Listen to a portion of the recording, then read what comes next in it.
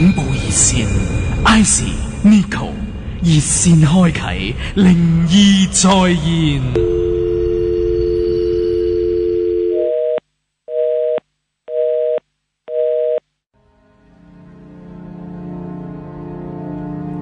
2點12分翻到嚟今個星期嘅恐怖熱線啊，繼續有我 Icy， 有我 Nico， 仲有今日嘅兩位嘉賓，一位就係我哋好熟悉嘅洪師傅啦。大家好。另外一位呢，就係洪師傅嘅好朋友，之前都恐怖熱線嘅時候上過嚟講過一啲關於聖誕嘅古仔嘅史提反噶啦。係 ，hello， 大家好。咁史提反本身係一位心理學家嚟嘅，佢今日呢，就除咗同即係除咗可以同我哋喺恐怖熱線講笑之外呢，其實佢都可以同我哋呢，用心理學嘅角度去剖析下一啲大家可能好驚嘅現象嘅。譬如話今日呢，我哋嘅主題就係凶宅啦。咁我知道呢，其實世界各地啦，亦都唔止係香港啊，有好多有啲可能不尋常死法嘅人嘅地方呢，都會有一啲嘅恐怖嘅傳聞。譬如話見到嗰啲過身嘅屋主喺屋企啊，又或者見到可能入邊明明係冇人，但係隔籬屋聽到好嘈啊等等。咁陣間可能我哋都可以有機會可以問下史提反，究竟呢啲其實會唔會係心理影響多過係真係去見到啲咩呢？咁樣嘅。其實呢，講起呢心理影響啦，咁我撇除咗呢個香港之外呢，其實我聽到一個呢關於喺台北嘅，咁啊當其時呢，就有一個國內嘅人啦，咁佢就去咗台灣，咁就因為工作嘅原因呢，就想喺嗰邊呢就買層樓住，咁呢，但係見到當其時嘅樓價就好貴啦，就偏偏呢，就俾佢遇上咗人民幣5萬蚊可以買到一棟5層嘅樓喎。哇！得100尺其實買一間，係仲要係好大嘅喎。咁幾年前嘅事啊，但係5萬蚊咁緊，好似7幾年嘅事先有機會。我諗當初起呢一棟嘅都有少少 reference 俾大家嘅，咁佢係用150萬台幣去起呢5層樓嘅，但係佢係第5手嘅業主。150萬台幣都差唔多20幾萬港紙啦。唔係30萬港紙，咁折現都點樣都唔會平一個5萬蚊人民幣。用呢一棟樓咧，係5年裏邊咧換咗4個嘅主人噶啦。係咪好似嗰啲即係嗰啲複式住宅咁樣，定係嗰啲洋樓咁？即係都洋樓啊，因為佢係歐陸式嘅設計咁樣嘅，咁睇落去都幾靚噶，同埋喺一啲大街上面嘅。咁但係咧嗰一區嘅人咧就好清楚究竟呢一棟係咩？即係我諗佢 background 就未必知得太多啦，但係就知道每一次住入去嘅人呢，一係就得重病啊，一係就老婆走咗佬啊，一係就生意蝕晒錢啊咁樣嘅喎，唔知點解。咁佢就輪到呢一個嘅主角出現啦，咁就係佢就係內地人啦，咁佢就買咗呢棟樓啦。咁其實事前呢，佢都聽過呢啲傳聞嘅。但係佢就唔理會，因為覺得真係好平咯，係啦，咁同埋佢就唔係幾信呢啲嘢嘅，咁啊佢就冇理到啦，咁就住咗入去，就簽好晒約咁樣噶啦，俾晒錢，咁啊第一晚入去嘅時候就真係覺得好唔妥啦，因為咧佢喺大廈裏邊咧係聽到一啲東西喺度游嘅聲音啊。好似游水嘅聲音，好似有個魚缸喺屋企有魚游緊水。Exactly 係啦，絕對係咁樣啦。咁佢就覺得好奇怪，因為咧佢係例如天花板會聽到啦，牆壁會聽到啦，甚至地下啊上下左右都會聽到，同埋嗰啲聲咧係會喐㗎。即係真係有水嘅聲，即係好似有水嘅聲音，但係無時無刻都喺你耳仔邊出現嘅。係啦，咁佢就。第一晚就不以為意咁樣繼續瞓啦，咁啊，因為佢有同佢細佬一齊搬入去嘅。咁佢就第二日啦，起咗身就問細佬，就話：你有冇聽到呢啲咁嘅聲啊？咁細佬就話佢：你自己諗多咗啦，因為大家都話呢個係凶宅，咁所以你自己諗多咗啫。咁咁啊，第二晚又咁樣瞓啦，瞓到半夜嘅時候，今次嘅聲音咧係更加大。令到佢細佬咧都醒咗，咁佢哋成晚就喺度不停就揾呢啲聲嘅來源，究竟喺邊度嚟咁樣嘅，咁佢哋就發覺係喺一個位置度停低咗，即係例如我哋由左邊聽到個聲去到右邊，咁佢哋就企喺右邊嗰度停咗喺度嚟聽啦，咁就發覺嗰個位置就會消失咗個聲音，咁跟住之後佢又由可能。另外一邊又係去同一個位置，啲聲音又係冇咗，係啦。咁跟住之後就重複咁樣啦。佢哋每一晚都諗住喺度追尋呢個聲音嘅來源。係咯，會唔會啲水渠？可能啲係聽個波子聲，就係話啲渠嘅問題嚟噶嘛？咁係冇揾到咧？咁佢哋咧就發覺冇呢個建築嘅問題嘅，亦都即係揾咗一啲專業嘅人士啦、建築師啦，咁去睇啦。咁佢發覺呢棟樓嘅建築設計各樣嘢，連喉管啊冇問題嘅，全部都。咁嗱，俾多少少頭先我都講過噶啦。咁啊，第一手嘅主人咧就用咗150萬嘅台幣。去買咗去建造呢一棟嘅5層樓嘅樓房咁樣啦。咁之後呢，佢就係得咗啲怪病啦，同埋生意蝕咗本啦，跟住同埋老婆走咗佬啦，就係呢一個第一個嘅業主。咁佢就用100萬嘅台幣賣咗出去。咁第二個業主呢，就更加慘啦。咁啊入咗去嘅第3日呢，就染咗一個怪病。咁就冇辦法之下，因為佢要籌醫藥費啊。咁就將呢一棟嘅大廈75萬台幣賣咗出去。係啦。咁啊，到第3、第4嘅咧係更加差嘅，佢哋連家庭啊、事業啊都賠上即係咁嘅意思啊，可以咁講。咁所以咧，就覺得好奇怪。咁究竟係咪真係呢一個大廈被詛咒咧？定係其實另有原因，即係好似你講心理作用影響呢？會唔會影響到4個業主都會咁樣咁差呢？運氣係啦，其實想問翻史提反，你有冇聽過呢啲？即係聽，因為佢本身個業主話唔信噶嘛。即係如果你本身係信嘅，你入到去當然係更容易相信啦。但係如果你本身係唔信嘅，會唔會入到去聽到啲怪聲會影響到嘅呢？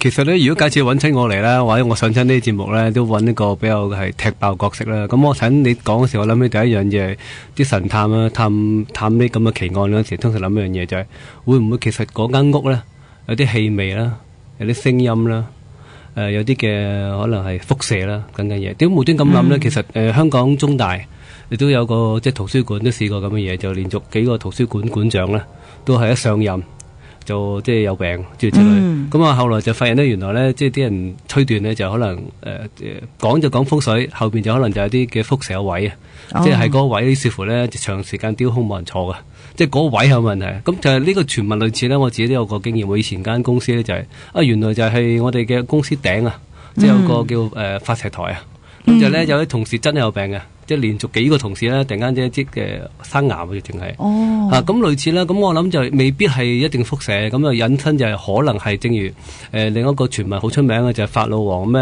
盜墓者入到去就會即係中嗰啲叫咩毒啊咁樣，但後來發現就可能係啲毛菌。咁其實類似啦，我諗就係嗰個建築嗰個人呢個設計未必有問題，咁但係咧係地盤下低啦。底層會唔會有啲嘅輻射嘅嘢啦？即係原始輻射可能唔一定係人為嘅，可能係啲天然有啲輻射嘅能量嘅嘢，令到啲人呢會產生個腦可能產生個變異，又或者突然間附近呢有啲嘅位，即係有啲音頻呢會直入你個腦裏邊嘅。即係我哋即係嗰層樓冇問題啊，就側邊呢唔知啲環境呢點樣，啲位啊環迴啊嘅效果，令到呢會產生精神錯亂啊咁樣。咁由精神錯亂呢引申個頭腦唔清醒呢，就引申可能家庭關係啦、投資啦各方面啊，直情有病嗰啲。咁啊呢個推斷呢就係可能係咁都有效嘅。即係可能係一啲外在你見唔到或者冇人預計到嘅因素咧，令到嗰人。你話疑生生咁鬼又好啦，或者有啲真係可能有啲病痛都有機會因為心理嘅作用而整到出嚟嘅。嗱咁啊，佢就係都係咁諗，佢就唔想因為之前嘅傳聞，所以令到自己都個疑心咁鬼啦。咁佢就翻查咗所有嘅資料，關於嗰一棟大廈同埋嗰以前嘅環境嘅。咁嗱，當其時佢住入去嘅時候咧，側邊係真係冇任何嘅河啦，冇海啦，甚至講緊嘅魚塘啊，咁都冇嘅，完全唔會揾到嘅。所以你想象到嘅聲音就一定唔會係周邊嘅環境影響到啦。咁佢就揾翻以前嘅資料啦。咁啊好耐之前呢，原來當地去住緊嗰一區呢，係正正一個碼頭嚟嘅。咁啊時常呢係有人係浸死嘅喺嗰度。咁每一次浸死啦，咁政府就會將啲人撈上嚟，之後呢就擠喺個岸邊度等啲家人去認領啊。認屍係啦，咁啊認屍，咁啊如果冇人認嘅屍體呢，就會一直擠喺度，咁擠咗喺度嗰個位置咧，就正係呢個主角嗰棟大廈嘅位置啦。咁我越搜係越多，係覺得哇，一定係啦咁樣樣。咁啊，佢就身邊都好多朋友去講呢件事，究竟即係大家傳得更加熱烘烘啦。咁我佢細佬就覺得即係去想幫個阿哥咁啊，因為即係都係阿哥俾咗錢去買呢棟大廈嘅，咁啊唔想即係佢曾經都一直係揾緊一啲新嘅屋主，去想即係有冇人接手呢棟大廈，但係當然就冇啦。咁好啦，咁佢哋夜晚就每一晚都真係走去即係找尋呢個聲音嘅來源啦。咁好似上次即係頭先我咁樣講啦，咁樣佢就揾有一日咧，佢哋終於揾到一個最可疑嘅位置。咁就係1樓嘅廁所啦。咁佢哋就覺得點解每一次去到呢一度呢，就冇咗個聲音呢？係啦，咁佢就覺得好奇怪啦，同埋淨係夜晚先會有呢啲聲音嘅。日頭嘅時候，即係雖然可能環境嘅影響下，呢啲聲音去諗緊會唔會係比較細而聽唔到，佢唔係嘅。日頭係真係完全冇呢啲咁嘅水聲嘅。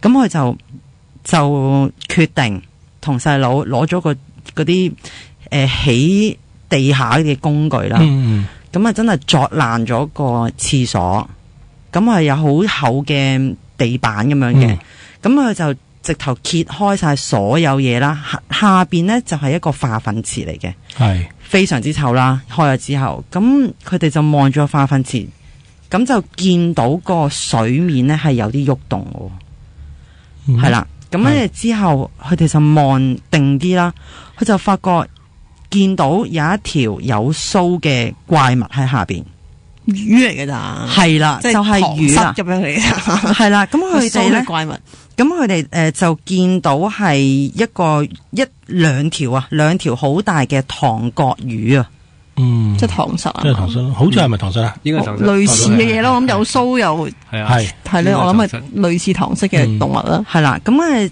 就問翻點解會喺個廁所下邊嘅咧？係佢嗱呢一個嘅化糞池係獨立嘅，佢唔會通出去出邊嘅。係咁最尾佢就再問到最第一手嘅屋主，原來佢好中意食呢啲魚啊！佢就將一桶嘅魚，佢係每一次去市集會買一桶嘅，咁啊擠咗喺個廁所隔離去養啦，即係養住先，咁到時就食咁樣樣啦。咁佢就唔應該諗住係應該係咁樣樣嘅，就跳咗2條落去。咁就一直養到大肥肥白白啦，係啦，養到好大條咯。咁所以呢一個案件係完全可以話俾大家聽，之前嗰啲屋主真係疑心生暗鬼，根本可能係冇鬼，大家諗住件事係咁樣樣，所以先咁差嘅啫。咁但係我想問下啦，如果當真係有靈體，即係你頭先講個詛咒係成立先算啦。咁譬如童師傅，你覺得呢個詛咒可唔可以影響到咁多手嘅業主嘅咧？嗱，我覺得唔會咯。同埋你始終有樣嘢，好似香港啲空宅咧，舉例啊，知道嘅人入去住就一定話有事嘅。咁啊，而家咪話好似喺九龍灣嗰邊咪啲空宅嘅，外國人住入去係完全冇事咧。我啱啱就係今日想講呢個，係嘛？即係點解咧？如果你話個詛咒係會影響晒全部人嘅，咁呢度已經係唔啱啦。所以我覺得你就算個詛咒係存在嘅，咁你都要信噶嘛。你唔信嗰樣嘢，對你起唔到個作用噶嘛。但我想知道，如果好多時都話啦，海有海嘅靈體，屋有屋嘅靈體噶嘛，咁佢會唔會係真係有可能地真係附喺呢一度而唔離開去騷擾新嘅業主咁樣嘅？程序上或者理論上係有可能嘅，即係好多集之前都講過啦，佢困咗喺嗰度，呢個係第一樣嘢啦。基於好多原因佢會困喺嗰度嘅。第二樣嘢就可能佢死咗之後咧，佢揾唔到嗰個出路啊！即係所謂我哋講嘅冇人去超度佢啊！即係咁佢咪困死喺嗰個地方咯？可能一間屋或者一條河，甚至係一個公園，呢個係一個舉例啫，亦都唔使怕嘅。咁你話有啲少數嘅情況就係話佢死得突然啊，唔知道自己死咗，佢咪停留翻喺個空間咯，係有可能嘅。明白嗱，但我覺得咧，頭先講翻呢一個個案啦，我最疑惑嘅就係水管你只會係可能由上向下嘅啫嘛，啲魚係點樣可以上到5樓嘅水管度發出呢啲咁嘅聲音呢？佢會唔會係其實只係喺化糞池度發出啲聲，但係啲聲經過水管上咗樓上咧？唔係，佢話係好清楚有，即係例如我哋坐緊一間房咁樣，佢由左至右嗰啲聲音係，即係你直情覺得條魚應該喺個水管度游。係啦。有少問題，有冇可能咁樣化糞池係唔應該有魚喎？係啦，唔應該有魚唔係會死嘅咩？化糞池同埋咧唔係鹹淡水問題，頭先正話咧塘虱魚好似係淡水，淡水好似係淡水，咁就係沖廁應該係鹹水嘅。係喎，咁仲有如果化糞池佢左化糞池，應該呢個 chemical 嚟嘅喎，應該係嗰種臭味係啲化學反應，冇魚可以生存嘅喎，即係嗰個故事好多問題喎。係啊，因為其實內地嘅消息關於靈體啊、鬼怪係比較封閉嘅。係啊，所以會唔會係即係呢個係真係新聞嚟嘅？我見到，咁會唔會係因為所以咁樣或者有機會以訛傳訛咧結果落去啊嘛？係咯，可能揾第啲嘢，但係就屈咗條塘虱咯。係啦，我唔知，我覺得好牽強咯。但係有陣時你好似喺網上有時會見到咧，而家好多嗰啲外國嘅渠咧，都出現咗一啲不知名嘅生物體啊嘛。有啲話你哋有冇睇過啊，史 Sir？有一隻好似係去到咧，我哋而家咪睇嗰個203集，咪一個蛋咁嘅形體嘅，喺外國嘅即係嗰啲坑渠啊，已經俾人影到係有呢啲嘢。咁當然啦，有人係話爭論緊係真定假啦。我哋唔好理佢真定假，其實我覺得係有機會咯。你話水管啊，或者突然間屋側邊附近有啲古怪，或者我哋咧未必好完全準確認得出嘅一啲動物生物，一啲都唔奇。但係頭先嗰個故事最麻煩嘅地方就係化糞池係冇可能有生物噶嘛。唔係啊，嗰個生命力都好強喎，佢應該變晒種噶啦，應該係咯，仲要應該變晒種噶啦。如果係嘅話，應該係嗰啲異形類生物嚟噶。我今日頭先同師傅講九龍灣嗰個咧，咁其實就係正正我其中今日想講嘅 case 嚟嘅。咁可能大家都有啲印象啦。九龍灣喺若干年前呢，就發生過一單兇案。咁呢個兇案呢，係涉及5個死者嘅。咁當然係一件好不幸嘅事啦。咁亦都係個大型屋苑發生嘅。咁其實呢個兇案除咗喺屋裏邊過身嗰5位死者之後呢，揭發呢宗兇案嗰個事件呢，就係因為有一位女士自殺。咁即係加埋咧，其實係有6個死者咧，係因為呢件事而死亡嘅。咁唔計個主犯咧，我主犯最後都喺內地被捕咧，亦都係判咗死刑嘅。咁如果唔計主犯，即係受害者可能有六位啦。咁咧就第一咧，咁頭先洪師傅講都好啱嘅，就係咧呢一間屋咧就係嗰啲長期，因為我哋你知呢近10年可能香港嘅地產都好蓬勃啦，其實咩樓都炒到好貴，唯獨是嗰一間空宅嘅樓咧係長期都低於市價3成至4成咧，租好賣好都係冇人要嘅。咁而唯一一個住得好地地嘅就係頭先洪師傅講嘅外國人啦，或者外國人士咧就曾經租過嗰個地方住，我而家唔知而家係咪仲租緊啦。咁總之佢租嗰陣係相安無事嘅，但係咧因為死咗咁多人啦，咁咧啱啱過咗呢件事冇耐，咁你知有啲地產公司都可能會帶啲客上去睇下，即係睇下樓咁樣啦。咁就傳聞咧就係原來有一次試過有一個地產嘅人士咧就開門就帶咗個客嚟睇，咁咧跟住其實個地產嗰個人士有咩睇唔到嘅，咁但係當佢開咗道門俾個客入去之後咧，個客就話啦：咁奇怪嘅，有人喺度，你叫我上嚟睇樓嘅。咁原來嗰個人咧，咁跟住個地產嗰個工作人員一望咧，sofa就見到有一個媽媽同一個女坐咗喺度望住佢哋。咁佢又驚啦，即係佢因為佢都知呢間屋係冇人住嘅，咁知咩事咧就即刻同人講係，佢哋又話落街嘅，唔緊要，我哋不如下次先嚟睇過啦，就嗱就請翻嗰啲人咧，就即係請翻嗰個客人就即刻走咗。但係佢哋係有鎖匙自己開門，係因為地產公司係有鎖匙入去睇噶嘛，咁但係咁當然佢冇再開門睇過嗰對母女究竟發生咩事，係咪真係咁啱入錯咗屋定係點樣啦？總之佢就見到有一個媽媽同個女就坐咗喺個廳度望住佢哋咯。但係屋裏邊有家私嘅，仍然都係嘛？好似有家私嘅，好似坐，好似好冇乜點喐過嘅，喺兇案之後度。咁所以就係咁啦。咁我想問下洪師傅先啦。咁其實呢啲咁嘅即係咁不幸嘅死亡事件係咪真係會好容易佢哋留咗喺個屋裏邊唔走嘅咧？娛樂方面一定會啦，因為嗱你好老實講。佢都要等沉冤得雪啊嘛，因為佢個冤氣未散噶嘛，同埋佢仲要一樣嘢，佢係死嗰陣時咧係一個佢。因為呢單 case 佢嗰個5位不幸嘅朋友啦，佢係基於佢好似係嗰個屋企人係有外遇，佢先至係中意做啲法事就俾人嘅，飲一啲山埃水就死咗。其實佢原身佢已經係鬱結喺個心啊，因為佢好似係個先生有外遇啊嘛，咁佢仲要喺呢個過程裏邊遭受不測，咁你諗下，正常一個人。佢都走唔甩啦，佢都唔會去投胎啊或者轉世啦，佢一定留喺度去將佢個鬱結去抒發出嚟啦。咁我想問阿施麗凡啦，有冇機會嗱？我排除嗰兩個真係一個人先啦，即係可能真係有兩個人白撞入咗間屋度啦，唔知點解。有冇機會係嗰啲心理影響係影響到一個可能唔知發生咩事人入去都會見到幻覺嘅咧？可能集體嘅一個幻覺咧，幻覺我頭先我就唔係諗咗係咪集體幻覺見到嗰樣嘢，反而我諗到就係另外一樣嘢，就係點解啲外國人如果跟住去翻同一間屋，就反而佢唔會有事，因為其實咧好多傳說中咧啲或者凶宅啊、邪宅啊啲咁嘅傳說咧，後面有啲社會嘅道德倫理觀嘅。如果啲外國人覺得咁關我咩事啊？佢就問一句咁簡單啫，咁關我咩事啊？咁佢哋傻啫。佢哋即係無端端咧，可能係自己好嬲咩啫？有冇嬲啫？直情可能係咁諗嘅，直情係吞咽唔到啊！即係突然間，我係一個外國人，即係正如我哋有時睇咧，我即係我舉個例子，我哋睇啲咩午夜凶鈴啲日本嗰啲嘅邪啊咩鬼電影咧，我睇唔明佢裏面邏輯㗎，好地地點無端端咧，佢犯事點無端端要關成條村事嘅？你都睇唔明啊！係，所以點解會領帶又可以將個鬼傳咗過去嘅？即係個邏輯其實真係唔明嘅。你唔明嘅你唔明嘅話咧，啲人入到去就話啦，咁關我咩事啊？咁佢係死人啊！咁佢哋係傻啊嘛！佢全家人自己無端端咁就死咗啊！嬲乜嘢啊？乜好嬲啊？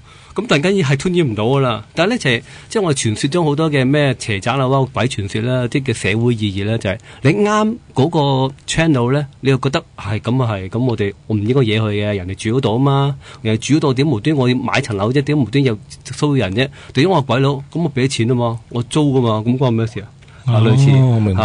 類似。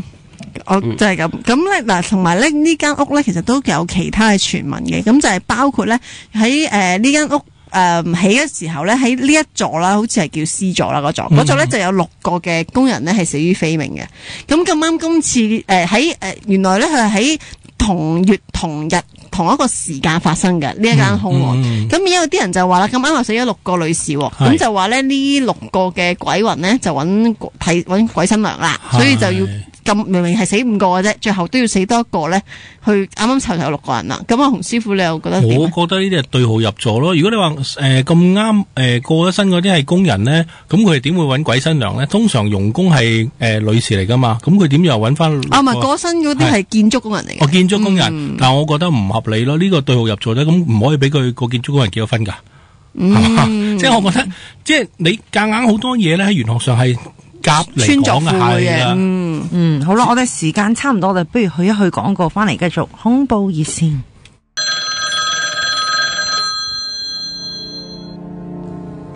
翻到嚟第2節嘅恐怖熱線啊，咁啊，我哋今日咧就講緊呢啲凶宅啦。咁其實除咗香港嗰啲，我真係講到爛啊，真係咁講。咁紅屋啊，咁大家都聽到好多次啊，嗰啲我啲朋友亦都分享過，1米前有分享過嗰啲。咁我哋不如今日講下啲外國噶啦。咁啊除咗頭先我講嘅台北之外啦，咁其實呢個西班牙咧，唔知大家有冇聽過一間鬼屋咧，都幾出名嘅喺當地嚟講。咁就叫貝爾米茲嘅鬼屋啦。咁喺1971年嘅8月23號嘅時候咧，咁當其時咧就有一對夫婦住喺裏邊嘅。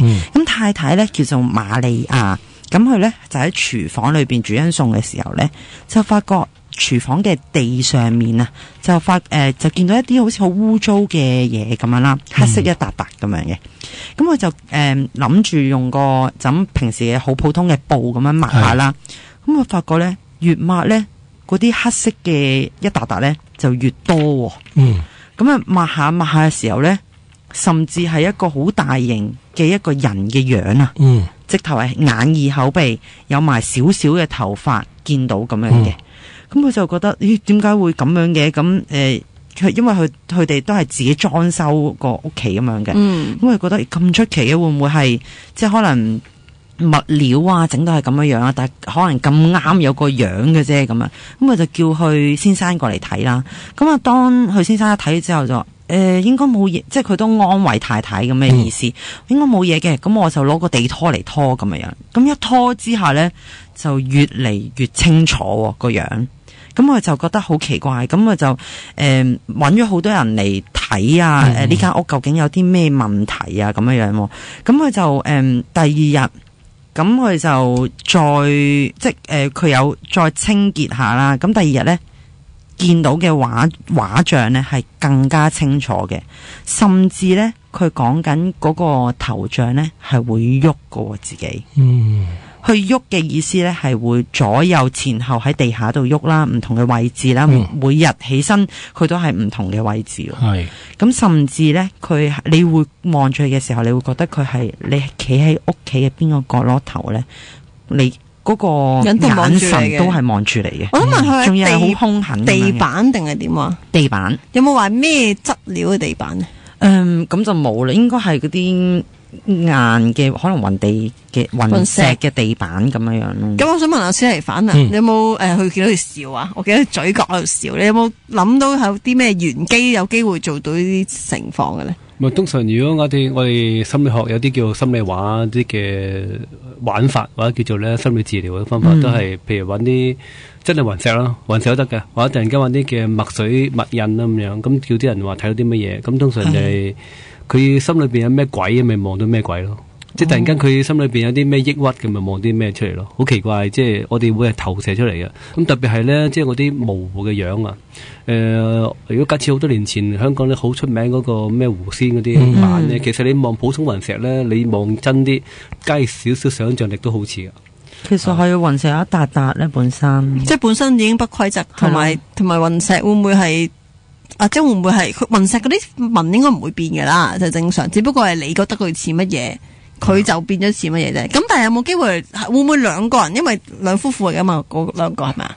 係兩夫婦會唔會其實可能佢生活習慣一樣啦，甚至乎可能佢面對緊嘅問題都係一樣啦。喺個 moment 會唔會有同咧？未必啦，我唔知會唔會網上有埋幅圖畫啦，或者個有啊好多噶個幅相啦，咁就係側邊啲人，譬如我哋如果一次見到個圖畫或者個圖像，係咪都係見到同一樣嘢？咁呢個有少少方法嘅科學上，咁你可能咧就係你見到嗰個樣你畫出嚟一次，佢見到嗰個樣畫出嚟一次，有時可能係唔一樣噶。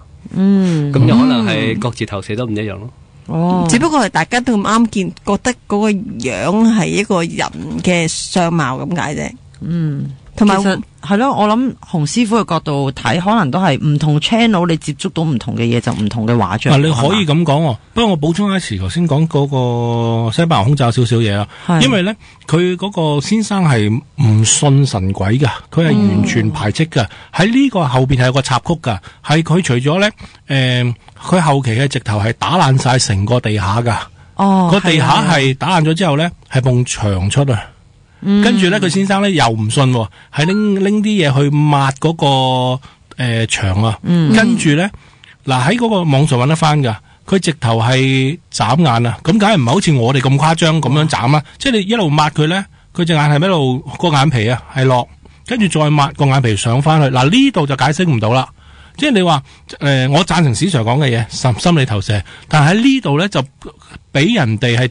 即係定義咗佢係靈異個案啦，因為你冇可能噶嘛，你就算一幅畫，你唔會抹抹下佢，即係據我知啊，抹抹下佢突然間喺你面前眨，咁佢個所謂嘅眨眼，佢網上個圖都有講嘅，係慢慢咁樣，即係你抹一下佢係落啲落啲落啲落啲，即係唔解唔係好似我哋咁啦。如果係咁，我點會仲有人抹啦走啦，係咪咁講啊？嗱，咁咧以我所知啦，咁佢哋之後就真係剝爛咗個地板，去再整個樣嘢，佢仍然都會第二日又浮翻出嚟嘅。咁最尾佢哋就決定搬走咗啦。咁3個月後呢，咁有一啲專家嚟到呢一間屋度去做一啲搜證啊、研究啊。咁甚至佢哋錄音機裏邊呢，亦都錄到好多嘅怪聲啊。咁陸陸續續呢，呢一間屋嘅面孔浮現嘅面孔呢，係越嚟越多，係講緊總共有18個唔同嘅面孔出現嘅，係最多嘅時候。咁大家都覺得好疑惑，點解會有啲咁嘅面孔出現啦？咁佢哋就開始去諗下，會唔會其實下邊係啲乜嘢嚟嘅咧？咁佢哋就開始就去喺呢間屋嘅下邊開始掘窿啦。咁就掘到2.7公尺度啦。就原來下邊係一個中古時代嘅古墓場嘅，咁就係啦，好多墳墓喺下邊啦，咁所以唔知係咪因為呢啲咁嘅傳聞係令到有呢啲咁嘅傳聞啊？明白，即係如果你俾我咧，我會睇一樣嘢咯。第一嗱，假設嗰啲係靈體先，佢會對你有冇傷害先？咁如果有啲人係睇下邊個喺度住嘅啫，如果你係藝術家仲好啊，突然間無啦啦有10幾個抽象派嘅面孔喺埲牆度，咁你唔會驚噶。嗱，但係當然啦，如果佢嗰個所謂嘅靈體個面孔喺任何情況下出現喺牆又好、地下好，係對你係有傷害性嘅，咁啊梗係要走啦。如果冇，你睇下咩人住嘅啫。如果嗰個真係抽象派藝術家，佢未必會驚噶，仲好咯，日日都新裝修幾好啊，係嘛？咁啊嗱，呢段期間呢，佢哋就將所有下邊嘅屍體啊、各樣嘢陪葬品啊，都移走啦。咁多年嚟，咁佢哋就即係冇再去研究呢樣嘢。咁但係上面繼續有人住嘅。咁啊，去到1974年度啦。咁呢一啲嘅面孔就開始消失，冇再出現過啦。咁當其時大家都以為冇問題啦，唔會再有任何靈異事件發生嘅時候呢，1982年呢，咁下邊真係乜都冇噶啦，冇晒屍體嗰樣嘢，係突然間呢一年呢，就所有嘅面孔都出晒嚟啦，又出現翻，係啦，都幾恐怖。係啊，即係嗰個面突然間出現翻個嘢恐怖。嗱，其實我覺得最唔恐怖呢，就係佢會喺度，但係我覺得最恐怖嘅係佢會喐啊嘛，喐恐怖係啊。但係有陣時我會覺得咧，會唔會係對外入座咧？嗱，好似而家我哋喺沙中線嗰邊咧，都有宋朝嘅古物噶嘛。咁你以前附近都有人住噶嘛，咁你聽唔到有人話喺嗰層樓見到有宋朝嘅人行過嘅，即係我覺得有少少係對外入座咯，因為你掘到啊嘛。如果你一路掘到唔好話幾多百公尺，你完全冇嘢，咁你解釋唔到啦。你其實就係掘到嗰嚿嘢，咁你話下邊有個中古嘅古墓嘛，咁你就將佢兩樣嘢串埋一齊噶嘛，可能嗰啲唔係嗰扎嘅唔關事，完全可能唔係咧，路過嘅可能嗰扎係，咁但係如果史提反，你又覺得有冇即係如果咁樣會唔會仲有解釋到嘅方法咧？因為18個樣咯，即係已經有，同埋佢突然間會顯翻出嚟，有男有女咁樣。我就睇嗰陣時會咁樣講就咧，即係我似呢個故事我聽過噶，即係其實類似咁樣，但係咧我未睇過好認真地睇過啲圖片啊。係轉頭俾你睇啊！嗰啲圖片就咧，我就唔知嗰個大細啦，好清楚，好大嘅佢哋每一幅都人啦，即係嗰個比例啦，或者突然間嗰啲出現方法啦咁樣。咁我立即陣間會睇睇啦嚇。咁如果唔係嘅話咧，就我都仍然覺得就係咧，就需要想像多啲，我估。即係可能有一個人見到就話俾你聽，咁你就會可能突然間就覺得係會又好似係似，跟住見到隔離有嚿又似，都有機會嘅。但係我未睇到啲相。係啊，因為好多靈異照片咧，好即係而家朋友之中嗰個係咁傳嗰啲咧，我見到嘅都係你會見到個眼，一嚿煙啊，見到個嘴，你就話係鬼啦。係。咁其實係唔係咧？咁我覺得唔係咯。係啊，好多我都覺得係你自己想像出嚟嘅咯。係因為咧有陣時我試過見過一個笑話啦，即係我咁樣用笑話，就係話咧有一對情侶喺個唔係香港嘅嘢嚟嘅，喺情侶喺個樹林度影相，咁就話咧突然間就話喺個樹中間咧有隻眼望住佢，咁張相流咗出嚟啦。咁總之最後咧最後揾翻嗰隻眼喺邊度嚟嘅咧，就係我唔知你知唔知有啲唔知蝴蝶定飛蛾隻翼咧，咪好似一隻眼咁樣嘅。如果你 zoom 到好埋咧，其實就咁啱係有隻蝴蝶定係唔知蛾仆咗喺嗰度，然後你大係蒙蒙地咁，你咪覺得好似有對眼望住你咁，但係啲人一放大張相咧，就已經見到原來唔係嚟噶啦。其實係啊，因為以我所知，飛蛾都可以有成塊面咁大噶嘛。係啊，啲有人樣噶嘛，唔知有啲咩昆蟲好似係有人樣噶嘛，蜘蛛啊嗰啲都有噶嘛。係，所以大家都有。係咯，係咯，蟹都有嘅咩？有啊有啊，係嗰兩粒點嘅啫。唔係，佢有直頭有個樣喺度噶。係啊，新聞有報道過。喺日本啊，係人面蟹咁犀利。搵俾你睇。咁可能大家就即係見到一啲咁嘅靈異嘅照片，甚至乎一啲屋嘅時候，我諗同大家抱住抱住咩心態去好咧？如果我想問下史蒂芬，即係如果我知道我將要搬入無可避免地搬入一個空宅裏邊啊，如果嗰幅牆咪唔好冇人石咯，揾啲可能係難以想像嘅嘢啦，靜色啦，可能係揾一啲即係可能宗教性嘅冚住佢啦。係咪？即係送邊嘅宗教咪等觀音喺度咯，觀音都變咗冇辦法啦，咁我一定走啦。即係如果我信觀音，觀音又變樣，咁我冇辦法啦，就唔走都唔得啦。如果唔係嘅話，你即係信嗰個宗教，你嗰個投射或者嗰個位係唔一樣啊嘛。譬如望住即係好大幅嘅即係叫做掛畫，或者叫做唐卡咁樣啊，咁樣等到佢個應該就好難再變樣啦啩，即係甩色都唔會咁變個人樣出嚟啦。係咪？咁啊應該會。即係擋咗少少。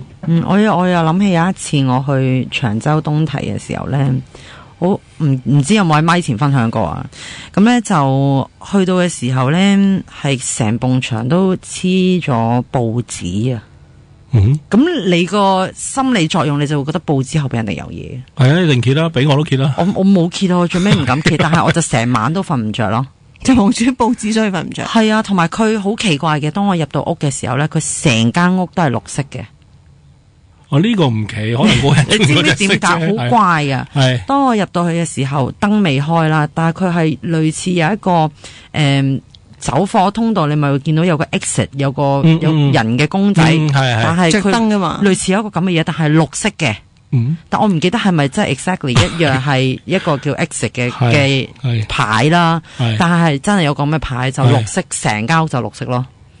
係咪主題嚟㗎？你嗰個唔知啊咁，係咪你嘅主題啊？你恐怖咗嘢，嗰個引起動機叫做引起你嘅幻想動機。係咪食咗啲噱頭啊？即係東堤有鬼呢個噱頭，所以諗住出啲咁嘅屋出嚟嚇啊你咁樣啊？唔知係咪啊？咁我頭先咧就問緊史蒂芬咧，其實。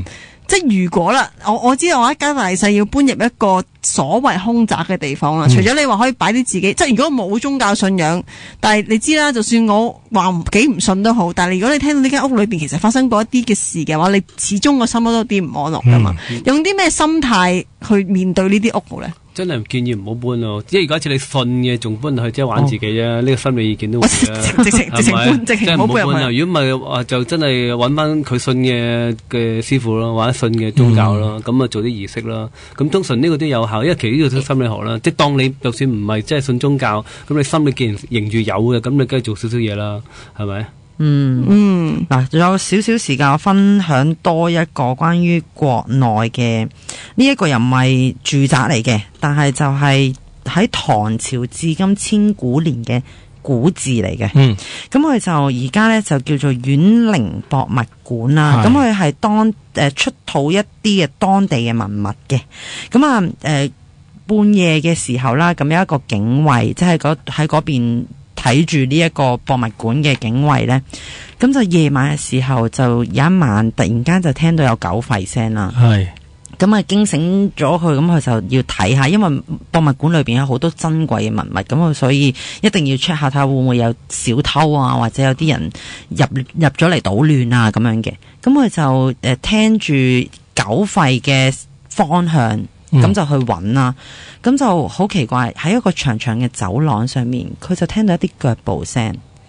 嗱，咁呢個警衛呢係着住一啲皮鞋嘅，咁但係佢聽到嘅聲音呢係一啲唔係皮鞋，而係一啲布鞋嘅聲音。咁佢就真係好有規律地一步一步咁樣向前行，即係越嚟越近個警衛啦。咁啊，當佢聽到嘅聲音係正喺佢前面，但係任何嘢佢都見唔到。咁啊，除咗呢一個警衛之外呢，咁呢個博物館嘅攝影師呢，都曾經喺半夜嘅時候都聽過呢啲咁嘅聲音嘅。咁呢個博物館裏邊呢，就有一間房黑房啦，咁就俾個攝影師攞嚟曬相用嘅。咁佢就喺地下嘅一樓，咁佢就入咗去做緊嘢，即係半夜三更啦，因為都係OT 嘅原因，咁就留咗喺嗰度咩繼續工作嘅。咁佢就半夜嘅時候呢，就又係聽到一啲咁嘅聲音，由2樓咁樣慢慢行落嚟，行到去房門停低咗，咁佢就打開房門啦，就發覺又係冇人。咁除咗呢兩個人之外啦，呢一間博物館嘅館長都有聽到嘅，但係佢哋 check 翻任何嘅 CCTV 呢，係睇唔到任何嘅古怪嘅情況出現，全部都好正常嘅。咁佢哋就覺得好出奇啦。咁會唔會係因為呢？喺博物館裏邊呢，有條男乾屍喺裏邊？咁點解會有條男嘅乾屍喺度呢？咁啊，以前啦，係1985年嘅時候就揾到一個古墓，咁就係一個夫婦合葬嘅古墓嚟嘅。咁啊，當佢哋發現嘅時候呢，咁打開個棺材出土嘅時候呢，就見到個男乾屍呢係冇腐爛嘅，甚至好似一個真人咁喺度瞓覺咁。佢見到佢嘅皮膚呢，甚至係黃色啦，有彈性啦，好似同人一樣咁樣嘅。四肢呢同手指呢嘅關節呢，你仲可以擺動佢嘅。因為以我所知，一個屍體耐咗佢係傻硬晒噶嘛，喐唔到噶嘛，咁佢仍然都可以擺動嘅。咁但係佢嘅妻子呢嘅嗰條女乾屍呢，就因為腐爛咗，而所以冇擠入博物館度。咁大家呢就喺度傳緊，會唔會呢個男嘅乾屍喺度揾緊佢妻子？咁所以夜晚呢，就聽到呢啲腳步聲呢，就唔知係咪啦。有冇着鞋啊？呢個乾屍咁，我話聽到布鞋聲噶嘛。係啦，就係唔知咧。咁啊，想問翻師傅，其實係咪有啲靈體會有重量嘅咧？相傳就話有嘅，好多個講法都話有嘅，咩0.21 gram 啊。其實有人就話冇嘅，但係有樣嘢嗱，你哋大家去思考下啦。咁啊，好興咧話回魂夜咧，咪倒啲牙灰落地下嘅。但係好多人好多個 case 都係話係有腳印嘅出現噶嘛。如果假設靈體係冇重量嘅，咁點解會有腳印嘅出現呢？咁當然啦，到而家為止都有好多派唔同嘅理論係講話有重量與冇重量之間嘅。咁啊，史 Sir 你又點睇呢？我就聽過好多類似博物館嘅人傳出類似咁嘅故事。哦，咁呢個就我唔知係巧合乜嘢啊！即係我聽有個朋友佢都講過話咧，即係佢同啲博物館嘅朋友傾偈，佢又話咧博物館人話咧，哇！你唔好唔信啊！即係好多人行嚟行去啊咁樣。我就唔知係咪異曲同工啊！即係話突然間即係相映成趣啊叫做，即係大家都覺得啊，可唔可以就係可以想像揾啲聲音就變成一個咧，可能有啲嘅奇怪事情咁啊，大家開心，我咁諗啫。嗱，我就曾經聽聞過有人話靈體係有200公克或者1公斤嘅，就當然一定比人重，唔係俾人輕噶啦。咁但係嗱，以我哋用科學嘅解釋去解釋嘅話咧，其實如果一嚿木去用火燒嘅話咧，係真係可能會有一啲咁嘅情況出現，即係好似腳步聲咁樣，會即係係啦，鐵塔塔咁樣嘅，就似腳步聲。尤其是佢嗰個位置，即係嗰個博物館嘅位置喺中國嘅南方啦，咁天氣又比較潮濕咧，咁所以呢一個情況係更加常會發生嘅，即係例如裂開啊或者彎曲啊木啊嚟講咧，係會發出呢啲咁嘅聲音，係咪㗎？司提反係呢個就算唔係就係木都好啦，你其實家居你去一個陌生環境咧，你細心聽好多聲音㗎。即係假設搬入一個新嘅地方，你真係認真聽嘅話，係有冇啲咩聲係經常聽到，然後我哋經常都覺得佢係有啲靈異事件嘅咧？我諗門聲門啦，即係木嘅變化出嚟，冷縮熱脹啦，一定有啦，比較多啦。係咁另外就仲有我諗係啲昆蟲有聲㗎。有好多聲㗎，昆蟲好多怪叫嘅聲㗎。你即係如果假設唔熟嘅話咧，即係大家可能唔知有冇聽過曱甴叫啊？冇，曱甴會叫嘅咩？曱甴會叫㗎，叫嚟聽下。曱甴叫好難模仿。係點嘅聲嘅咧？曱甴叫，如果假設嗱，曱甴、老鼠好多家居，你即係細心聽嘅，其實嗰啲係昆蟲同埋小動物嘅聲。咁就係未，即係可能係即係曱甴聲嚟㗎，好似。唔係啊，我隻貓咧，即係如果佢嘔咧，係好似人講嘢，我第一次聽係啊，因為我隻貓譬如想作緊嘔嘅時候咧，佢咁樣，即係你會唔會覺得佢係一隻貓嘅聲嚟㗎嘛？但係你見過佢咁嘅樣，你就會知哦，呢就係我隻貓嘅聲嚟㗎咯。更加明顯就係啲小動物啊、昆蟲咧，佢喺咩物料上高喐動，都有另一種聲，咁啊更加多。係咪咁？同埋雪櫃啊，都會定時係有啲微嘅聲線發出啦，即係發出啦。咁同埋你啲好多電器未閂嘅都有聲㗎，好多聲㗎係。即係如果你好靜，突然間喺屋企，你有機會聽到啲怪聲，大家都唔好咁擔心啦。可能係一啲好正常嘅機器或者係屋企側邊啲大自然嘅聲音嚟嘅啫，即係唔好咁容易就諗咗去係啦，自己嚇自己或者諗咗去啲古靈精怪嘢度。咁我哋今日咧唔該晒史提反啦，同埋唔該晒洪師傅嘅。下一節咧我哋仲有 Peter 同埋 Jenny 同我哋講佢嘅靈異經歷嘅，轉頭見。咁今次咧，我就請咗上次同阿鬼 Jenny 一齊上嚟嘅 Peter 咧，上嚟分享佢嘅故仔嘅。咁我知 Peter 咧之前就話佢以前做警察啦，咁但係咧做警察嘅時候咧就唔信有鬼神嘅。不過原來佢都遇到好多嘅靈異經歷㗎喎。咁不如分享下 Peter。好啊，你好。好係咁你嗰陣遇到啲咩經歷咧？嗱，咁樣我嗰時1973年呢，就啱啱出學堂啦，就派駐咗去旺角差館駐守嘅。咁咧就我嗰晚呢，就係翻夜，咁因為我係新仔，咁所以有個師兄就帶住我去行必嘅。好啦，咁嗰一晚呢，我哋就行去呢個火車站嗰度啦，係啦，嗰度簽保嘅。咁喺火車站嗰度呢，咁我個師兄我唔知佢有陰陽眼嘅，咁我就行到上邊，個師兄咧就同我講啦，咦，今日咩日子啊？點解成個火車站都係人嘅？嗰陣係幾點啊？你話係凌晨2點幾嗰陣時啦。凌晨2點幾，係啊，嗰啲年代應該就冇多人嘅啫。唔係啊，嗰個年代咧唔係冇人嘅，應該係4點鐘至開始多人嘅。點解？即係如果係第日係假期啊，回鄉嗰陣時啊，咁嗰啲人咧係4點零鐘咧就去排隊嘅。嗰陣時係1個鐘頭一班火車噶嘛。咁同埋啲舊式火車嗰啲咁嘅火車，咁啊唔係裝得好多人嘅嘛。好啦，咁嗰陣時我話，咦，佢話俾我聽上面好多人喎，四圍都逼喎，咁我就冇出聲啦，因為自己新仔，唔知佢係咪整蠱我定係玩我定乜嘢咧？我又講笑啦，可能我扮傻咯。咁啊見佢行路又左閃右避，咁我見到一樣嘢就係，喂，大佬，一條直路點解要左閃右避啫？哦，即係好似唔知好似人撞親佢咁樣嘅驚。跟住咧我就見到喺度自言自語喺度講啦，哇！呢個阿婆啊！揸住咁大個擔挑，咁整住咁多嘢，翻大陸啫，使唔使抬咁多嘢翻去啊？咁樣，咁我見到冇人啦，我叫自言自語講嘢，咁我亦都冇理佢啦。你有冇諗過係咪佢精神有問題咧？嗰陣當得差，我相信都唔會有精神問題嘅，係啦。好啦，咁我見佢一齊咁啊簽保啦，咁啊簽保就佢就話我聽嗱，本保喺呢度啊，第日你自己嚟咧就要喺呢度簽噶啦咁樣。咁我咗啫。佢話嗱，今日呢度咁多人啦，我就唔帶你入去啦。嗱，本來咧喺呢個木嗰個木門嗰度咧，後邊有啲凳嘅，咁如果你有陣時上嚟早咧，你可以坐喺後邊嗰度，等夠鐘啦，等夠鐘都得噶咁樣。咁我就聽咗咪算咯。好啦，落翻去火車站啦，簽完保落翻火車站之後咧，我問佢啊，我話師兄啊，頭先你話火車站嗰度咁多呢啲咁嘅回鄉客咁翻去，喂，聽日又唔係假期，又唔係咩大時大節，咁點解會咁多？我就見唔到一個，佢有冇搞錯？你見唔到？我真係見唔到咧。跟住嗰個師兄就話：我見到幾多人啊？有阿伯，有阿公啊，又有擔挑啊，好似回鄉嗰啲嗰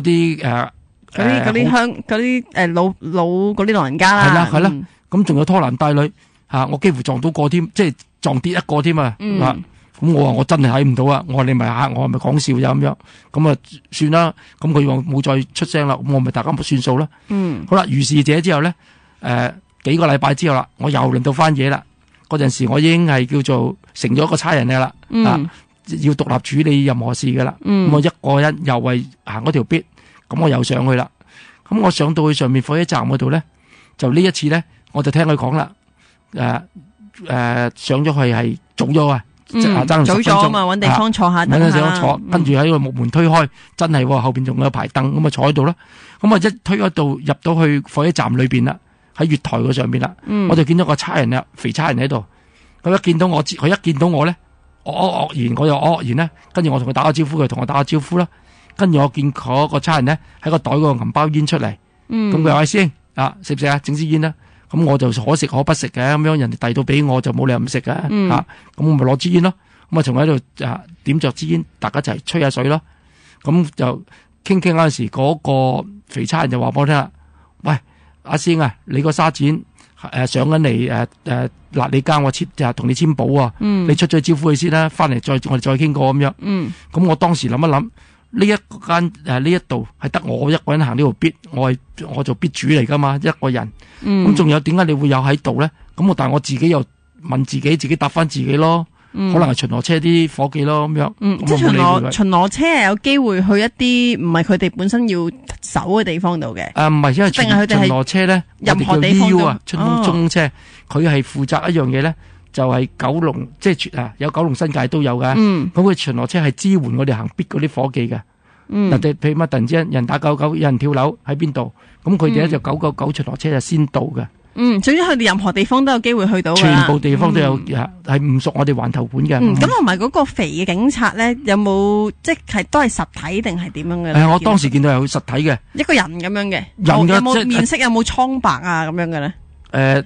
頂帽咧就係嗱，我哋戴頂帽咧就應該係昂高啲嘅，但係戴頂帽嗰陣時咧就耷低啲嘅，係僅僅係即係遮到冚住隻眼，唔係睇到隻眼啊，眉遮住個眼就係冚住個眼眉嘅嚇。咁我都覺得呢個肥佬啊嚇戴帽咁樣戴嘅嚇，我都覺得唔係好舒服噶嘛。應該係要戴高啲頂帽先至額頭向咗出嚟咁先至舒服噶嘛。咁冇所謂啦，即係見到係即係有啲人唔妥，但我唔知係咩嘢唔妥。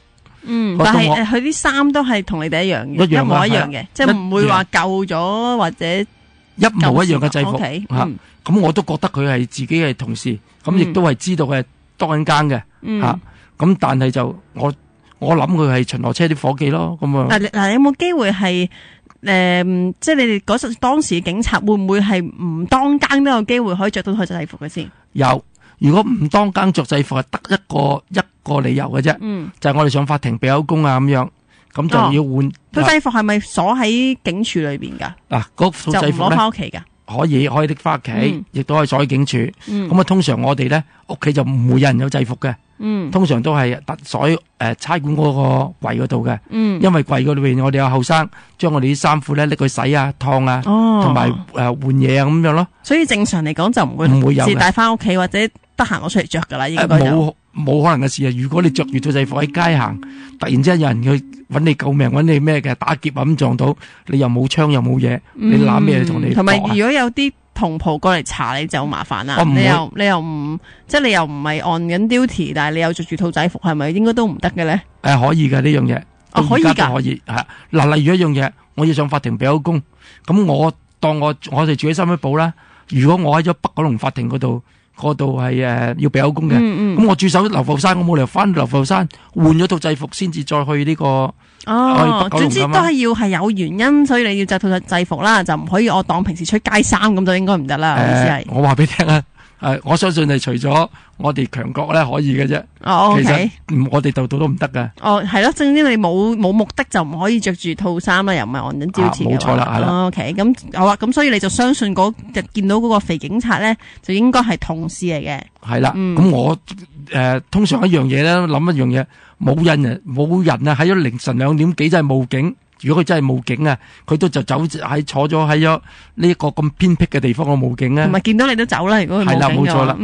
咁同埋一樣嘢咧，因為我唔認識佢，我就調咗去旺角係3個星期啫嘛。3、4個星期到啦。咁我係唔會認識所有嘅同事啦。係啦。咁所以啦，出咗去出邊同個沙展簽完簿之後啦，我同個沙展講，如果我裏邊有個真係出到去真係見到個沙展上嚟。係啊，佢真係行到。因為嗰條斜路都幾斜下嘅，行到氣河氣喘咁樣咯，咁佢就同我簽咗簿之後，我同佢吹下水咯。我沙子啊，裏邊有一個差人佢知道你上嚟，我同佢吹緊水，佢就嗌我出嚟招呼你。如果唔係，我都諗住要你等多幾分鐘嘅，因為嗰陣時係未夠鐘啊嘛。嗰個沙子話冇搞錯啊！呢個區呢一條必係得你一個人，仲有邊個第二個差人？即係講大話都講第二樣啦。即係你係啦，冇錯。跟住佢仲過癮啊！我話你見鬼咩唔通？我話見鬼有冇猛啊？因為我唔信噶嘛。跟住我就話俾佢沙展你唔信啦，你跟住我入嚟啦咁樣。跟住個沙展梗係唔信啦，跟住我入去啦，推咗入去。咁我就將我當時嘅情形我話俾佢聽啦。佢仲請我食支煙添咁樣。咁我臨出嚟嗰時，我就將支煙就抌喺個凳面，因為我唔想話擔支煙出嚟見到你啊嘛。因為第一我新嚟初嚟報到，第二我同啲上級又唔係熟。點知你咩料啊？係咪？咁所以入到去見到有2支煙喺張凳嗰度咯，一支就係仲係燒緊嘅，着緊嘅，就仲有半寸到啦，就燒埋噶啦。咁嗰個我話沙煙你知啦，我成身就冇一口煙嘅，我都唔食煙嘅，唔帶煙出嚟嘅。咁你睇下我係咪？咁我2支煙喺邊度嚟啊？仲點緊噶？咁個沙展話，咁嗰個肥差人係點樣樣噶？我咪將個樣貌形容俾佢聽咯。嗰個沙展就話幾個禮拜之前，我哋旺角差館有個人咧，就有個同事咧，就入去呢個粉嶺藍帽子嗰度咧就受訓嘅咁咧佢就攞埋啲行李袋啊，即係我哋嗰啲裝備袋啦，咁自己搭火車就係要入去裏邊受訓嘅。哦，當時冇冇咁先進啊，唔會有警車接送你入去嘅。哦，OK，咁咧佢就喺度啱啱有車嚟嘅時候咧，佢個袋行李就跌落去嗰個路軌度，咁就唔知點解佢去執嗰個袋嘢定係點啦，連我人跌埋落去啦，咁樣俾個火車撞死咗咯。咁我相信呢個就係佢嘅啦，你見嘅就係咁。咁我同我沙展講，咁你有冇相俾我睇下咁樣？嗰個沙展我梗係有啦，你翻到差館我咪抄啲相俾你睇咯咁樣。咁啊翻到見到同佢個樣係有90%相似啦，唔好話10足10啦。咁但係嗱咁。基本上好多人都會形容呢一次係靈異事件，因為最靈異嘅係你翻轉頭嗰陣嗰個人唔見咗嘛，即係嗰個人仲企喺度就應該唔係鬼嚟嘅嗰隻。係啊。咁點解咁樣你都仲可以唔相信有鬼神呢？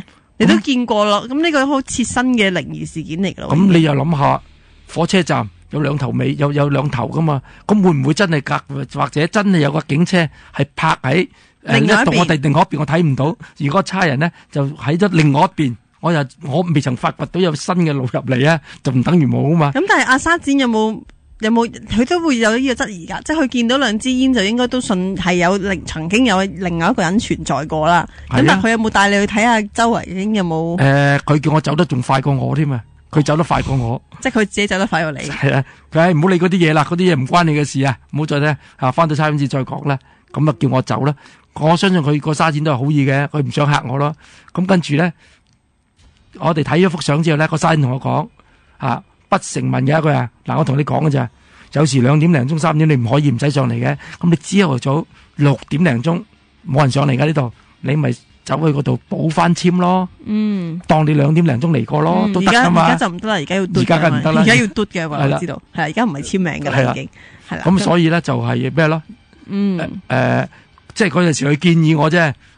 你都唔好搞咁多嘢啦，嗰度都冇人有去打劫，冇人咩嘅，都冇乜罪案嘅總之一樣嘢，你可以6點零鐘咪入去補翻咯，咁我就 OK 咯。你有冇再上過去嗰度咧？之後日頭梗有啦，夜晚咧2點。夜晚唔夠膽啦。我之後都冇再上過嗰度。因為第一次我初堂嗰時咧，個師兄話俾我聽人山人海。嗰度已經驚驚地啦，係啦，驚驚地啦。第二次到你自己，第二次我自己見到嘅時候，咁點解你都仲可以唔信呢？正常應該會信噶咯，咁樣。咁都話啦，世界上好多嘢巧合噶嘛。咁我香港出世嘅即係我哋叫做飲英國奶大嗰啲人呢，係好多嘢都係好硬頸嘅，唔係話即係你擺到個事實全我真係睇到啦。除非喺你面前消失，係啦，咁我就信咯。咁但係而家到冇做之後咧，出咗嚟面見咗對咗咁多樣。原來好多樣嘢係不可思議嘅嘢咯，咁仲有冇其他關於警察嘅或者你聽翻嚟嘅經歷咧？即係可能你啲同事係咁同你講話邊度有靈體，叫你千祈唔好行過去嘅嗰啲。嗱，其實呢樣嘢咧，間差館其實都有靈體喺度嘅，尤其是喺咗嗰個監房啊，咁我曾經駐守過，邊個唔講啦，唔講得啦，嗰度唔講啦，個監房啦，個監房。咁嗰陣時都係做 PC 仔，咁啊要睇監房啊，動大閘噶嘛，係啦。我想問下，以前做 PC 係咪每個環頭都要守下咧？即係每一個崗位都要做下。其實咧，每一間差館咧，佢係原則上唔俾你超過守3年嘅。哦，一定要轉嘅。一定要轉，因為佢驚你同嗰啲人熟晒之後咧，有啲咩利益關係咁樣啦。係啦，有利益關係，所以你守3年之後咧，就會調你第二個環頭嘅。環定調第二個環頭定直情個部門都調埋，即係可能我哋警署，跟住可能我哋懲教定咩咧？唔會。嗱，今日警察部裏邊咧就有好多個部門嘅。嗱，例如一樣交通部啦，有巡邏車啦，有藍帽子啦。咁就如果你係嗰個階級咧係軍裝嘅，你調來調去都只會係軍裝。你係雜差你就調來調去，你都係雜差嘅啫。好，除非俾人定污啦。咁關於啲犯嗰度有啲咩？嗱，咁嗰時咧。就係守某一個差館啦，咁我都知道嗰度係嗰個監房係有啲猛猛地嘅啦。邊區嘅係透露下邊區得噶啦，好聰明我啲聽眾一定會估到，而家仲喺度嘅，梗喺度啦。咁邊區啊？好老爺嘅差館，近住廟街噶啦。OK，咁嗰度咧，嗰個監房咧就係去到問尾嘅。羈留室咧，羈留室啦，冇錯啦，即係嗰啲人咧拉咗人翻嚟咧，嫌疑犯啦嗰啲，嫌疑犯又未曾夠證據或者冇拎佢上法庭嘅事咧，調查中咁就要放落去監房咯。即係我差館裏邊嗰個羈留室啊。羈留室咁通常嗰啲嘢咧都係喺咗呢個最問尾啊，即係我哋一入門口啦，咁又有6個羈留室啦，或者5個羈留室啦，喺咗最後尾個羈留室嗰度咧，有陣時自己會喺夜晚會聽到有啲唔等使嘅聲音。不過我哋咧就其實就每半個鐘頭咧應該巡一次嘅，會來回行一次嘅。通常我哋嗰度問尾嗰2個倉咧都係唔放犯人喺度嘅。點解咧？費事搞埋啲唔等使嘅嘢啦。因為通常嗰啲係度頸啊、自殺啊，點解會喺近尾嗰2個咧？就因為佢哋以前有人喺度度過頸啦。咁嗰啲靈體咧會影響到佢哋嘅嗰個思維啊。你有冇真係有見過啲靈體嗰度，或者聽過啲師兄講？我冇聽過，但係我聽聲就有。咩聲咧？聽到嗰啲嘅喐我哋平時我都唔行到問尾嗰幾格噶啦，我都係頭2、3格嘅啫。我想問嗰啲setting 係咪好似我哋而家睇電視咁，係一個長走廊，然後就有啲閘一間房，隔離就另外一個閘又另一間房，係啦，冇錯啦，啲閘就通窿鐵通咁樣啦。冇錯啦。OK，咁你可以自己可以坐到最問尾嗰個格都得嘅。咁但係我哋通常咧就唔會噶啦，係坐近，即係唔係冇得坐啊，係企啊，我哋係企嘅，係企近門口嘅。即係一係一頭一係尾嘅啫，你就唔會企中間嘅嘛。我就唔會企中間噶啦，冇人企中間吓。咁我哋會企一頭嘅，唔會尾嘅。因為尾嗰陣時，但係我哋會聽到成個夜晚啊嘛，因為都係發生喺呢啲問題都係喺夜晚嘅。咁啊會聽到啦吓，喺咗尾倉啊，係冇人噶，或者尾2個倉係冇人嘅，係裏邊有啲聲走出嚟啦。嗰啲聲係好似有人喺度走動啊，有人喺度接氈啊。因為佢哋有氈有被喺度招呼佢哋噶嘛吓，咁通常我哋聽到呢啲初時梗係唔知啦，咪走去裝下，裝到就唔見有嘢，咁咪算咯。會唔會係隔籬個倉有人嘅倉傳出嚟？即係你會唔會分得唔清楚係喺嗰個倉度傳出嚟嘅？都唔會嘅，因為點解咧？我哋巡嗰陣時睇佢夜晚，我哋個都瞓覺嘅。通常入得去俾人扣留嗰啲咧，佢都大髀嗡過頭嘅。我就遮住塊面就瞓噶啦。係啦，冇咗啲道友啊，嗰啲咁嘅，平時喺出邊都冇得瞓嘅啦。入到嚟咪一覺就大覺索嘅，你哋唔會話瞓唔着嘅。嗰啲古惑仔一定瞓得好舒服嘅。咁我見到點解會有嘈冤？有陣時候會喐下嗰啲床啊，聲啊。有陣時啊，嗰啲被啊，嗰啲鋪啊，即係你係感覺到有人喺度養被啊，嗰啲咁嘅嘢嘅。但係我初時梗係第一時間標去睇下咩事啦。就算係鬼我都要睇下噶，係咪先？我都唔驚佢，因為點解咧？以前根本上我哋個武徽有個帆船，有個皇冠嘅，真係可以治到邪嘅。嗰陣時係我哋成日都係咁歌仔唱，帆船就行萬里啊嘛，皇冠就照九州啊嘛，所有嗰啲靈異啊、邪事嗰啲嘢咧，唔會搞我哋，即係唔會埋到身嘅啦，唔會埋我哋身嘅。戴頂帽就係啊，最緊要戴頂帽啊！你唔戴帽就差啲咯。咁嗱，但係嗰個羈留室附近有冇其他房嘅先？冇噶，因為我哋係一條咧係單邊嘅單邊房嚟嘅。即係另一邊牆，另一邊就房，係啦，就睇晒噶啦。冇錯啦，全部都係男犯就男犯，女犯女犯。咁我哋大家一定係睇男犯噶啦。咁就唔會有第二啲嘅。咁我都諗過自己，喂，會唔會聽錯啊？咁我都會就係裝下隔籬左右嗰啲，佢哋都係。半個鐘頭之前我睇佢係咁嘅款瞓覺，半個鐘頭睇佢都係咁嘅款嘅瞓覺。有冇聽過啲聲講最恐怖嗰次係點樣嘅咧？最恐怖係成嗰啲床嗰陣時咧係木床嚟噶，木床係啲好厚即係好厚嘅木啦。你哋要抬都要好辛苦抬得好嘅，佢直情係一聲係成張凳、成張床喐咗。係啊，咁老實講啊，咁我都去睇啊，搖得咁大聲。係成張床同我半個鐘頭睇嗰陣時係移咗位嘅，張床真係移咗位嘅。有冇機會有小動物嗰啲跑入去先？我屋企啲貓都好中意移開張床。係啊，但係我亦覺得一樣嘢就喺嗰度嚟講咧，除咗蚊啦，烏蠅都飛唔到入去噶啦。係除咗蚊嘅咋？即係風亦都冇啦，可能吹到張床喐啦。如果有風有咁大個風又好啊。因為我哋夏天好熱嘅嗰度，係冇冷氣噶裏邊。好，咁今日咧好多謝 Peter 上嚟分享，我哋好快咧希望再見到 Peter 過嚟同我哋分享靈異故事啊！拜拜。多謝，拜拜。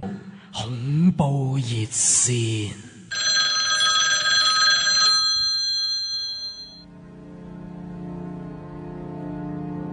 好，翻到嚟最後一節嘅恐怖熱線啦，兩位都上過嚟噶啦，一位就係 Peter Cole， 你好，另外一位咧就係鬼真嚟 Jenny 嘅。你哋好好。 ，Hello。咁之前咧就講過啊 Jenny 其實係因為一次大病啦，之後咧就開咗陰眼啦，就見到啲靈界嘅朋友嘅。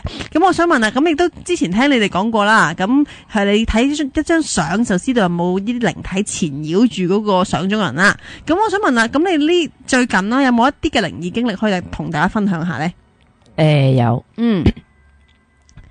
有個朋友，咁就係係落到個神壇嗰度，即係佢就去咗神壇就係撞到你啦。係啦，咁就係阿 Peter 個朋友就帶到落去個神壇度。我哋俾個綽號佢啊，不如吓，佢叫佢林仔得啦。阿林仔好，林仔，咁跟住後尾咧就落到個神壇，阿 Peter 就介紹我識，咁問下我佢個朋友身邊有冇嗰啲嬰靈啊小朋友跟住佢。阿林仔本身有冇遇到啲咩問題先？即係佢本身去神壇有冇目的，定係只不過冇心咁樣上咗去再撞咗 Jenny 嘅咧？其實我嗰日我帶佢落去咧，就因為佢話佢自己好運滯啊，做樣樣嘢都唔順利，咁我就話你既然唔順利，不如落去神壇揾阿伯公同你睇下你家宅啦，望下你就知你發生咩事啦，咁樣咯。咁我帶咗佢落去咯。阿伯公係伯父阿伯係咪？係伯父阿伯公啊。嗰個神壇嗰個其實就係福德宮嚟嘅。咁佢正名咧就係叫做南天門四重天文武福德正神嘅，佢個名就係天上嘅神。嗰個 Jenny 啦，咁 Jenny 有冇見到佢俾啲嬰靈跟住咁樣咧？有3個，3個添，仲要係啊。咁你係見到佢哋係小朋友咁樣跟住佢，定係點？定係你飛喺個空中，定係佢係好似小朋友圍住隻腳轉咁樣跟住嘅啫？好似係小朋友咁樣咯。咁但係有冇知唔知大概你覺得佢哋似年紀幾多咧？有個最大嗰個都係我諗都有6歲到啦。男仔女仔嚟嘅？男嚟嘅。男仔嚟嘅。咁第二個咧？女嚟嘅。女嚟嘅，就細個啲，跟住最細個就3歲。3歲左右啦。個仔嚟嘅。係。即係仔女仔嚟嘅。係。哇！咁3個跟住佢，咁但係阿林仔自己知唔知之前試過小產或者墮胎，所以有嬰靈嘅先？我問過佢，佢就話知道。佢自己知道嘅。但係佢冇講俾我聽係咩原因啦。但係佢一路都冇做過任何法事去超度或者點樣嘅。其實佢都唔信呢啲嘢嘅，但係而家就好相信啦。而家。咁跟住 Jenny 同嗰3個小朋友見到你，有冇同你講啲咩咧？有噶，佢話姐姐可唔可以幫下忙啊？幫下我哋同爸爸講得唔得啊？咁樣，我話好啊，盡量啦。你想點樣講啦？同你爸爸咁樣同佢講。咁跟住佢一路就同我講，就話佢需要乜嘢，需要衫褲啊、鞋襪啊嗰啲咁樣咯。書包上翻學咁樣講，就叫我同佢爸爸咁樣講嘅。咁佢爸爸知道咗之後咧，就買俾佢哋，就喺個神壇嗰度買嘅，即係買一啲嘅錢，定係即係啲金銀啊，定係一啲書簿，有冇得燒俾佢嘅咧？其實應該冇噶嘛，衫嘅啫，最多都有書包噶。書包就得，係咯，冇理由你燒本書俾佢。書就冇啦，因為佢嗰啲係咩啊？電腦嗰啲都有噶。個爸爸有聽啦，林仔有聽到啦，咁佢仲有冇講啲？即係咩有啲咩要求啊？或者佢本身有冇靈位嗰啲嘢嘅咧？嗰3個小朋友本身就冇嘅。咁其實佢冇靈位，其實係咪就算你燒咩俾佢都冇用嘅咧？唔係嘅，落到去揾個師傅，要揾師傅幫忙噶。咁佢哋話需要位，咁跟住就我同佢爸爸講話需要個位啦，咁樣3兄弟姊妹啊，需要一個位，咁樣跟住就同佢爸爸講，佢爸爸就同個師傅講，咁跟住後尾買咗個位，佢哋上咗位啦，又話要衫啊、鞋啊、錢啊、書包啊，即係乜嘢都要咯。即係佢哋上咗位之後都仲有同你聯繫嘅。有。咁佢哋佢係出現喺你面前，定係佢哋腦電波同你講嘅咧？出現我面前嘅。即係佢哋會。即係無時無刻咁突然間出現喺你面前，突然間同佢講姐姐我想要啲乜嘢咁樣。係啊，或者同佢爸爸講咯。咁但係我想問咧，嗱，當時你見到3個小朋友啦，咁有冇點樣同阿林仔確認過呢3個係咪真係佢嘅小朋友咧？即係你知啦，有陣時聽有啲嘅可能有人話有啲靈體會變做另外一樣嘢嚟跟住你，就話係你啲咩親戚咁樣噶嘛？咁有冇確認過呢3個嬰靈小朋友係真係阿林仔之前嘅女朋友或者老婆唔要嘅咧？咁呢樣嘢我就冇實質問嘅。嗯，咁另外一樣嘢咧就係話佢想即係話要溝通講乜嘢咧嘅時候，我就會正式同佢爸爸講翻嘅。嗯，但係應講就要講，唔應講咧就唔講得嘅，因為下邊咩係唔應講嘅咧？因為下邊佢有佢嘅規矩啦，咁樣啦。哦，OK，吓，嗯，其實咧，點解諗真係點會信一樣嘢咧？如果你話我有3個 BB，有4個跟住未，根本就係冇人相信嘅。但係我當日帶佢拜白宮嗰度咧，白宮話俾佢聽，你3個 BB 係3個阿媽嘅，咁佢就信啦。哦，即係3個女媽媽生出嚟嘅，3個女係朋友唔同媽媽生出嚟或者老婆啦係啦唔知啦吓。咁佢呢句講中佢呢樣嘢咧，佢就信啦。如果唔係，佢就唔會信呢樣嘢嘅。你話我3個都唔知係咪嘅，佢就嗰個神壇嗰度啊，白宮就話俾佢聽，你3個 BB 係3個阿媽嘅，你唔使講同我講係又唔係啦吓。咁佢聽我咁同你講啦，係啦你信就信啦咁樣。係啦，你信就信，唔信唔信就算啦。但係佢信啦，一定係信到10足10啦，因為真係啊嘛。咁佢就信咗之後咧，跟住就嗰啲 BB 咧就同阿 Jenny 講啦，要愛乜嘢買乜嘢，佢就乜嘢都買咯。最後咧就買得最大嘅就係買個神位俾佢安住佢3個咯。咁嗱，我咁啊好想知一樣嘢，就係你燒俾佢哋嗰啲嘢，或者你俾佢啲玩具哋玩，佢哋咪真係收到嘅咧？因為佢會同 Jenny 講噶嘛，如果佢收到嘅話。係啊，因為佢當日上位嗰陣時咧，我買啲車仔啊，買一啲玩具啊上去上邊咯。咁我就買咗一排車仔嘅。咁一排車仔有一架車就好靚啊，紅色嘅。我就將嗰個紅色嘅車仔咧，就等咗去佢個位裏邊，一格格噶，即係一格格。我直情喺個位入邊啊。係啊，我放咗個位裏邊。咁咧就之後咧，阿 Jenny 就見到佢嗰個老三咧，成日去到邊度都揸住架車仔嘅，揸住我嗰隻紅色嘅車仔嘅，直到而家都係啊。係咪話如果你哋攞啲嘢食，佢都會見到佢收埋噶？咁啊要問阿 Jenny 啦。有噶。佢哋譬如俾個書包佢哋咧，咁佢哋好得意嘅，就譬如開大食會咁樣計啦，咁咁佢哋有分名噶嘛，老一、老二、老三咁樣噶嘛，咁就老三咧就特別啲嘅，佢又好中意咧就帶埋啲嘢食啊、嘢飲啊，放晒落書包嗰度嘅，睇住佢哋放嘅。收埋晒啲食物啦，咁樣。係啊，唔俾哥哥姐姐食啊，咁樣咯，就話嗰啲哥哥姐姐蝦佢哋啊，咁樣咯。哦，小朋友爭執啫呢啲。其實咧喺嗰度咧，我都帶咗好多朋友啦，去解決咗佢哋嘅問題啦。咁喺嗰個西貢嗰個廟咧，差唔多變咗英靈廟噶啦。好多英靈喺度噶啦，咁我哋上到上邊咧，咩叫大食會咧？咁我有啲朋友啊都喺嗰度啊嘛，咁我哋一上去就買一大包糖啊、餅啊，咁我哋會開張大圓台，就將嗰啲餅啊、啲糖就放晒上個台嗰度啦，咁啊叫晒成個廟裏邊嗰啲英靈，你哋落嚟啦嚇，你哋中意隨便享用啦嚇，咁我哋等佢食咯。咁我冇英靈，即係我冇眼睇到啲英靈去做乜嘢。但係 Jenny 話我聽，佢哋圍埋張台20幾人喺度食啊，咁就好開心啊！即係攞啲糖啊、啲餅啊，咁有啲就自己等落個褲袋啊，有啲有書包放落去咯。咁但係其實我就睇到個台係冇少過一件㗎啲嘢。咁當然啦，見到我驚啊！如果少咗，好咁，另外係咪有個 case 係關於屋企裏邊用舊嘢㗎？呢個好恐怖啊！因為雖然我唔會執人哋啲嘢翻嚟用，但係我聽到都覺得好恐怖。其實咧呢個咧就係最近嘅發生嘅，啱啱搞掂咗都未夠一個禮拜嘅啫。即係啱啱發生嘅事。新鮮滾熱辣㗎。咁我哋喺咗網上面有個網友咧，佢就喺個網嗰度同我哋講啦，佢日日即係差唔多日日都病㗎。佢翻到屋企就會覺得頭暈、抽筋就作嘔。咁佢自己病都唔緊要啦，佢話仲有3隻狗。啲狗都每一晚唔係呢隻抽筋就嗰隻抽筋嘅。有冇睇過醫生先？即係3隻狗加個主人有冇睇過醫生先？有睇過醫生。咁醫生講咩咧？唔知佢咩事喎，因為佢出到係龍精虎猛喎。喺間屋入邊先係咁嘅。係離開間屋之後咧就龍精虎猛嘅，乜事都冇嘅。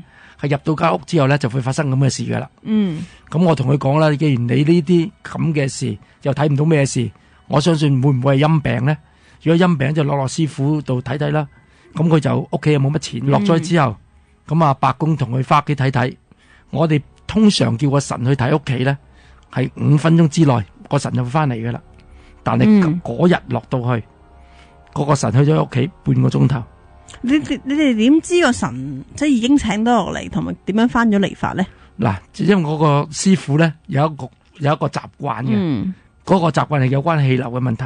如果嗰個神咧，佢係到咗佢嗰度咧，佢會不停打水，好似隻青蛙叫聲嘅，就即係有啲靈體會入咗佢身啊，或者佢側邊啊，佢就會有咁嘅自然反應噶啦。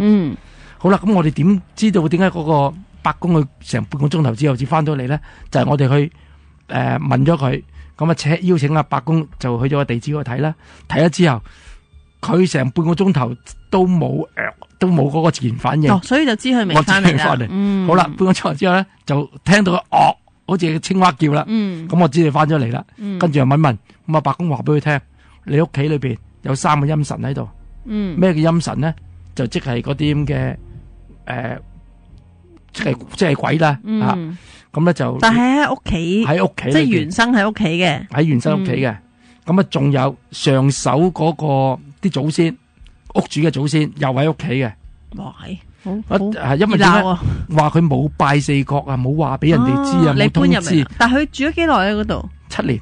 吓，7年而家先知咁犀利。咁你日常搞住佢，以為佢係自己運滯啫嘛。好啦，咁都未算啦。咁啊，阿伯公就話俾佢聽，你第一你要做嘅嘢就請走呢3個陰神啊，請走佢。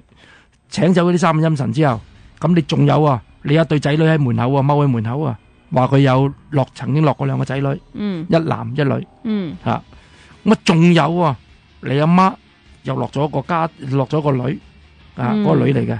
好啦，咁你咁多個陰人喺你屋企，佢話你有乜理由會舒服啊？仲有嗰啲咁嘅陰神，得閒就搞下你啲狗。你啲狗會睇到噶，你夜晚咧，你哋會如果你小心留心嘅，你會見到你啲狗成日會望咗一個方向喺度吠啊，或者係驚啊，或者咩咧，會見到個某個方向會縮嘅。問佢係咪啦？咁呢個Sandy 就話幫我聽係啊，吓好啦。咁伯公就問佢啦，咁你而家解唔解決咧？佢話梗係想解決佢啦，係咪？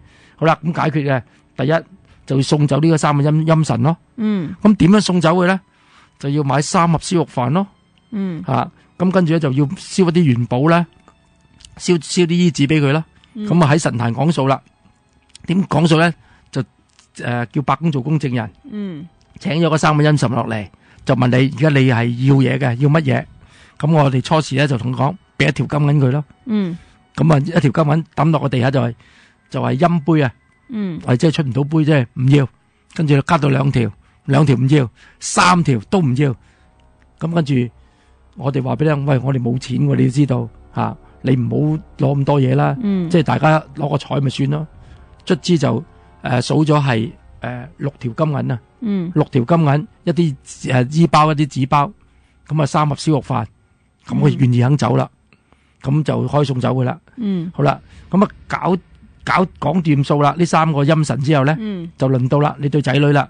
對仔女咧就知道阿媽咧係冇錢嘅，即係都知佢咩嘅。佢阿媽，我其實我好想有個位俾安置我嘅，但係我知你冇錢，你喺廚房裏邊搵個米麥啊，喺地下裝支香，朝晚俾支香我夠噶啦。求其而家燒翻啲衫褲俾我，我就願預足啦。我會保佑你搵到錢。搵到錢之後咧，你記得買一個位俾我得啦。咁呢2個仔都好孝順啦，呢個對仔女，咁又解決咗啦。好啦，到最後啦，阿伯公就話：我入嚟睇過你屋，你係咪執過2張床翻嚟屋企啊？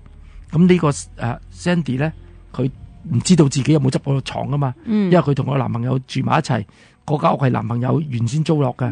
咁佢打電話問個男朋友咯，個男朋友話係啊，我當年咧。我就人搬屋咧，我就見到啲床咁新淨，我就執咗2張翻嚟咯。咁伯公話俾你聽，2張床裏邊有1張係你哋瞓緊，1張係冇人瞓嘅，係咪？咁佢哋話係。好啦，如果係嘅話，冇人瞓嗰張床，你即刻要掉咗佢。如果你1日唔掉，你1日你家無寧日嘅。咁點解咧？冇問你點解？點解唔問啊？唔係你點解唔問？我就其實我話俾你聽，因為呢個故事係發生咗咧，係而家啱啱搞掂咗幾日嘅啫。即係 Peter 會再 update 我哋係嘛？我一定會話俾你知，因為點解搞掂咗？點解張床有咩問題咧？係啦，咁我要知道一樣嘢就係，係咪真係掉咗張床，佢就唔會冇事發生咧？我想知道，所以我而家我就唔會問佢住嘅。即係而家仲睇緊觀察嘅，係咪真係冇事發生啊？係啦，咁就啱啱咪琴日佢先掉咗張床啫。哇！掉咗張床之後咧，就嗰個大人咧就冇抽筋，冇嗰啲陰病嗰啲嘢啦，啲狗都冇乜事啦。咁我叫佢掉晒啲嘢之後咧，就係攞啲綠柚葉、黃皮葉水，就係將佢全家屋咧就淨屋，就去灑過晒佢啦。跟住咧就係人嘅沖涼咧就必須要煲滾啊，煲滾嗰啲黃皮葉同埋綠柚葉，煲滾咗佢，咁啊用花間沖完晒涼之後咧，就用嗰啲黃皮葉水淋身啦，淋個身，唔好抹乾淨個身好啦，唔好再沖水啦，瞓到天光就冇嘢噶啦。好啦，仲有拜四角嗰度啦，可唔可以補拜嘅咧？佢都搬咗去7年啦。係啊，要補拜咯。咁啊補拜咧，拜四角就會話俾四角聽，即係嗰個先頭個祖先啊喺度聽啦。我乜乜名係真金白銀，係同你嗰個屋主啊乜嘢名係租咗呢個呢間屋嘅，係我係而家係業主啊吓，就你哋咧就有主歸主啊，無主歸廟啦，你唔好再嚟跟住我啦，因為我真金白銀同呢啲後人租噶嘛。咁你而家搞住我嘅，你即係你搞呢啲後人啫嘛，係咪？我實搬走噶，係咪？咁樣就而家咧就拜咗之後，就觀察緊睇下有冇事發生啦。係啦，咁我就諗住觀察14日之後咧，我再話你知個結果啦。好，咁我頭先聽阿 Peter 講，我仲有少少時間，我哋有一個故事係關於你爹哋媽咪嘅話，係咪？係啊，咁啊，舊年嘅7月14咧，識咗阿 Jenny 之後咧，咁我去7月14咧。咁我都會買啲嘢去俾我老豆老母嘅，去拜祭下佢嘅。咁我嗰日就約埋阿 Jenny 一齊咯。跟住我就喺咗紙紮鋪門口啦，喺大埔嘅紙紮鋪門口，我就問阿 Jenny 啊，我 Jenny 我而家我老豆咧，唔知買啲咩俾我老豆好咧咁樣。咁跟住咧，阿 Jenny 話：你唔使問我啦，你老豆老母喺你隔離啊。我話：哇，唔係啊，咁犀利。咁跟住佢話：係啊，你老豆老母就而家企喺你隔離啊咁樣。咁我望下左右，我都見唔到我老豆老母。咁我算啦，咁梗係見唔到啦。我就話阿 Jenny 不如咁啦，嗱而家你同我話俾我老豆老母聽，我而家行入去紙紮鋪裏邊買嘢，咁我老豆老母中意咩嘅，就叫我老豆老母話俾你聽，你又話俾我聽啦，咁好唔好啊？Jenny， 我想問下你當時見到佢爹哋媽咪嗰陣，佢係突然間湧咁出現啦，定係點樣嘅咧？其實咧一照佢咧，即係一講佢爹哋媽咪咧，就好快咁樣出現嘅。就咁樣啦，即係佢一講爹哋媽咪咁，爹哋媽咪就即刻出現咗啦。係啊，係實體嘅，實體嚟嘅。咁你有冇見到？咁你點樣知道係佢爹哋媽咪嚟嘅咧？即係簡單啲講，係好似樣嘅佢哋。係啊，形容咗俾阿 Peter 聽嘅啦。佢之前係咁，佢就確認咗呢個係真係佢爹哋媽咪啦。係啦。咁佢爹哋媽咪揀啲咩咧？我好想知啊。其實好多人都質疑，究竟你燒嘢俾先人，有啲人咧就話你燒樣嘢咧會放大唔知幾多倍。即係你燒間咁細嘅屋仔咧，會變到好大間嘅，好似你燒隻狗仔 size 嘅紙紮嘢咧，佢會變咗馬咁大隻嘅。咁有啲人就話會縮細，有啲人就話會唔知原裝 size 咁樣嘅。咁究竟你聽佢爹哋媽咪講佢要啲乜嘢，有冇啲咁嘅情況嘅咧？有㗎，要啲衫啊、褲啊、金銀衣紙啊嗰啲咁樣咯，同埋美金啊咁樣咯。點解要美金咧？佢哋去咗邊啊？因為佢即係想去旅行啊。去旅行啊，外國啊嗰啲咪用美金咯。哦，即係冥通係並唔係世界通行嘅，冥通係中國人用嘅。因為我淨係知識譯冥通嘅啫。其實咧，咁我入去咧，我就根本上咧，即係我都叫做有少少錢啦，我都唔會話燒嘢咧，都會吝嗇啊或者慳儉嗰啲嘅。咁我入去咧就順手咧拿住人民幣啊，或者嗰啲乜幣物幣嗰啲古靈精怪啲幣咧，樣都執一沓啦。但係咧，阿 Jenny 就喝住我，喂，你阿爸話俾唔要呢啲啊，落到去下底地府係唔用得唔使得噶。咁我話唔用得要用乜嘢啊？呢啲唔係呢啲幣唔係錢嚟嘅咩？吓，咁跟住佢話阿 Jenny 同我講啦，佢話要冥通嗰啲啊，要冥通嗰啲帶住嗰個玉皇大帝嗰個樣嗰啲先得，佢先得咯。咁我咪咁跟住咪再執咯。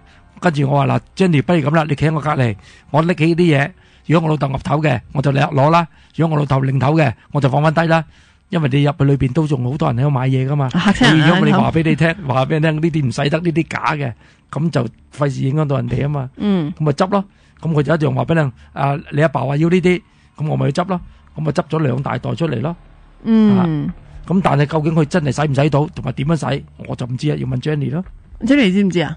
有冇問過佢點使啊？有㗎，有譬如嗰啲溪錢咁樣計啦，溪錢咧佢就係散紙，即係譬如1蚊啊、1毫2毫啊嗰啲咁樣用嘅，就吓咁細嘅個面額溪錢係當1-2毫咁用，係啦，長形嗰啲喎，呢啲長形嗰啲我知啊，白即係行行地色嗰啲啊嘛，係啦。咁因為我見啲冥通係超大面額，10萬、100萬、10億噶嘛，嗰啲好誇張。係啦，咁但係咁如果佢溪錢係1-2毫咁樣，咪係咯，好怪喎，冇匯率冇好大咯。佢都係俾過路嘅，即係譬如嗰啲陰神啊嗰啲咁樣，就唔使俾10億佢嗰啲，有啲俾幾毫紙就得噶啦，俾幾蚊就得噶啦。咁係咪啲屋嗰啲有冇問過？咪即係燒完之後，佢哋收到都有咁大個嘅咧？係變大咗嘅。哦，即係真係會變，因為你平時嗰啲屋啊、橋嗰啲係勁細個噶嘛，即係我哋真正我哋買翻嚟嗰啲紙紮品，即係好即係你冇可能燒一間屋型嘅紙紮落去噶嘛。咁係真係會變大嘅。基本上咧，佢燒屋嗰啲咧就係佢過咗身燒嘅，燒屋嗰啲有，但係如果佢要求嘅話，俾間屋佢嘅，就要買過一間，即係比佢過身嗰陣時就細好多嘅，縮細咗好多嘅嗰間屋。嗰啲紙紮品啊，係啦，就係要燒俾佢先收到嘅。係啦，但係如果燒俾佢嘅時候咧，佢間屋咧就係即係比之前係細好多咯。即係每個 size 就有啲唔同，有啲分別嘅。如果佢要求同埋你自己燒俾佢嗰啲嘢，係咪可以咁講啊？係啦，因為佢事後啊嘛，事後燒噶嘛。哦，即係你嘅意思係出殯嗰陣燒嗰個嘢嘅 size， 同你之後佢要求你燒嗰陣個 size 會唔同咗嘅。係啊，我咁幾特別，我從來未聽過呢樣嘢。我都未聽過呢樣嘢，我都唔知啊。但係我睇嗰個即係係睇到佢哋收嘅嘢係咁多，就係咁大嗰間屋。冇好好。咁我今日咧聽到好多唔同嘅新資料喎，原來燒嘢咧個 size 都會唔同。同埋一樣嘢，佢譬如你俾衫褲鞋襪佢咧，佢燒完咪變灰嘅，佢即刻已經做咗上身噶啦。哦，咁快噶，原來係啊，好快嘅。因為佢哋好開心啊，咁樣即係收到嘢啊，咁樣會即刻換俾你睇嘅。係啦，冇錯。其實我都問過 Jenny 啦，咁我哋嗰啲買紙盒鋪買嘢，冇話大中細碼噶嘛，係咧，點啱身咧？阿 Jenny 話俾我聽，其實佢就會用佢個靈體嗰個形象去就翻對鞋，或者就翻嗰件衫，所以 one size 就 OK 噶啦。one size OK 噶啦。哦，好，今日多謝晒兩位上嚟咧，同你分享咁多靈異故事。希望咧遲啲阿 Peter 會上嚟 update 翻我嗰個進展啊。究竟係咪抌晒張床之後就冇事咧？咁阿 Jenny 下次都上嚟可以同你分享多啲你同靈界溝通嘅經歷啊。多謝晒兩位，拜拜。好，拜拜。拜拜。以上節目只反映節目主持及個別參與節目人士的個人意見，其中涉及靈異經歷，可能會引致聽眾不安。當中提及之堪輿及占卜資訊，並非精密科學，敬請留意。